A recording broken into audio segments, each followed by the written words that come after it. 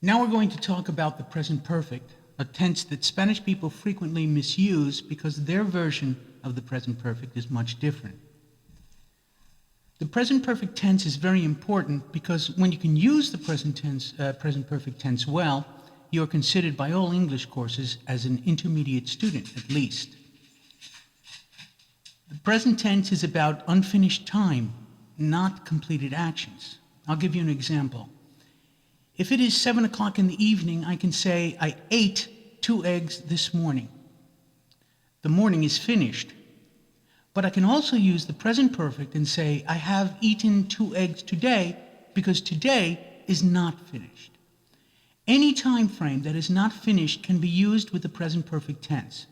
You can use today, this week, this month, and this year.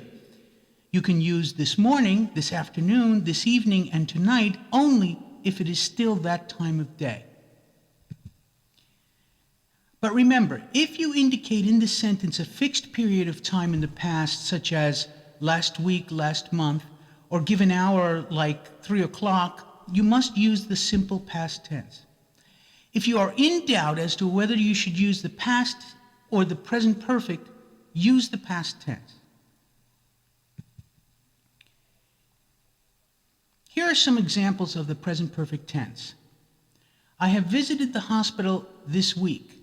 This week is a time marker. He has visited Rome 3 times in his life.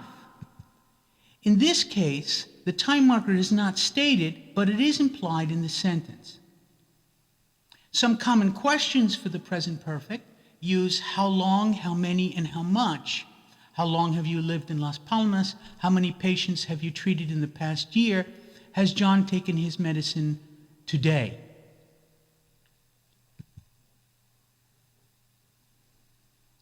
More than any other tense, the present perfect is controlled by time markers or adverbs of time.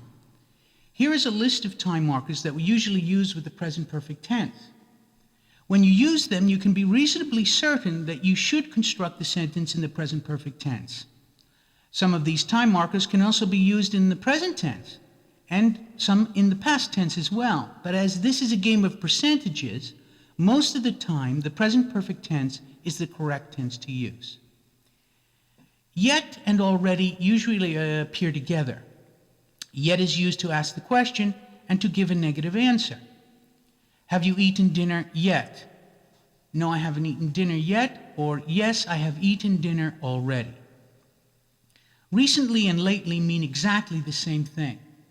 Have you read any good books lately? Have you seen any good movies recently?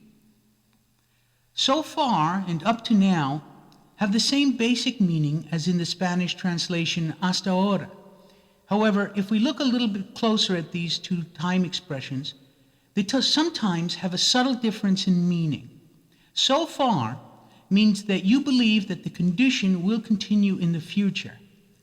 For example, if you say you have enjoyed the classes so far, then what you're saying is that you probably will enjoy them in the future. Up to now is used when the condition has changed. For example, if you have enjoyed the classes but then something bad happens, you might say you have enjoyed the classes up to now, meaning the condition has changed, you will not enjoy them in the future. Just is used for a recently completed action. It has the same meaning as the Spanish translation acabar de hacer. I have just spoken Spanish means I recently completed the action. Ever is also a time marker for the present tense. In the present perfect tense, it appears frequently in interviews. Have you ever gone skiing? Have you ever owned a dog? These are the kinds of questions you ask when you're trying to get information from someone. You answer the question, the ever question, with never in the negative.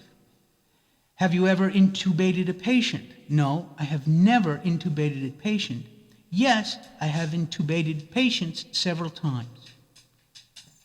Always is also a time marker for the present tense, but it can also be used in the present perfect tense.